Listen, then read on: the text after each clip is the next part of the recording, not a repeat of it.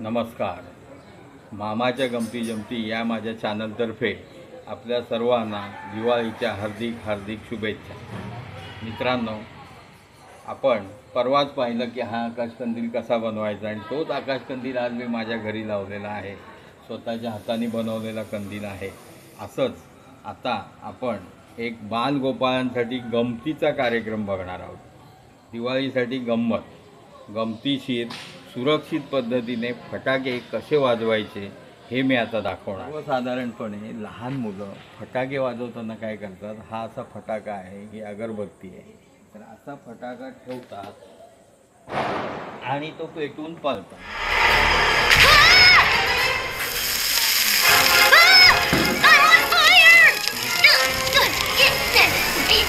असं पळत असताना ते पडतात सुद्धा. किंवा कधी हा फटाका असा अगरबत्तीवर पेटवून फेकतात. असं करत असताना हा फटाका हातामध्ये फुटून धोका होण्याची शक्यता असते. हे दोन्ही होऊ नये म्हणून एक सोपा आणि साधा आणि सुरक्षित मार्ग, एक आयडिया आपण बघणार आहोत. एक सुंदर आयडिया आहे.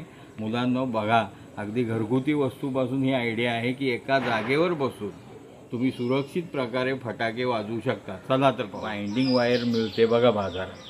एक 10 रुपयाला 10 मीटर वगैरे मिळते.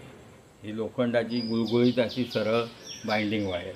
हिचा वापर आपण कसा करतोय पहा.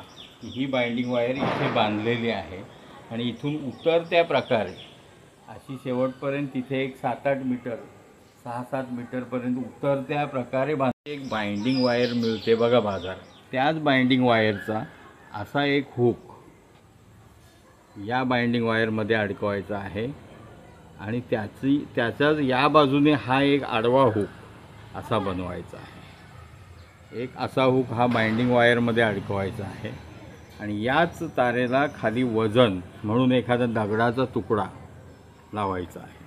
हे बनवून झाल्यानंतर याला एक असा धागा बांधायचा आहे आणि हा धागा ह्या उतरत्या तारेवरून असा सरकत पुढे जाणार आहे. हा जो फटाका आहे, याची ही जी वात आहे, याचा थोडासा भाग आपण सोलून घ्यायचा आहे जेणेकरून हा एकदम पेटत नाही, नाहीतर लवकर पेटतो, जरा स्लो पेटेल. थोडंसं सोडून घ्यायचं आहे. हे पहा, हे असं क्रेन ह्या धाग्याने सोडून घ्यायचं आहे. हे जवळ आल्यानंतर हा जो फटाका आहे हा या हुकामध्ये इकडे घ्यायचा आणि या बाजूला असा प्रेस केला की तो दाबला जातो, फिट्ट बसतो. पेटला की सोडून द्यायचा आहे, धागा सोडून द्यायचा आहे. मस्त वाटलं.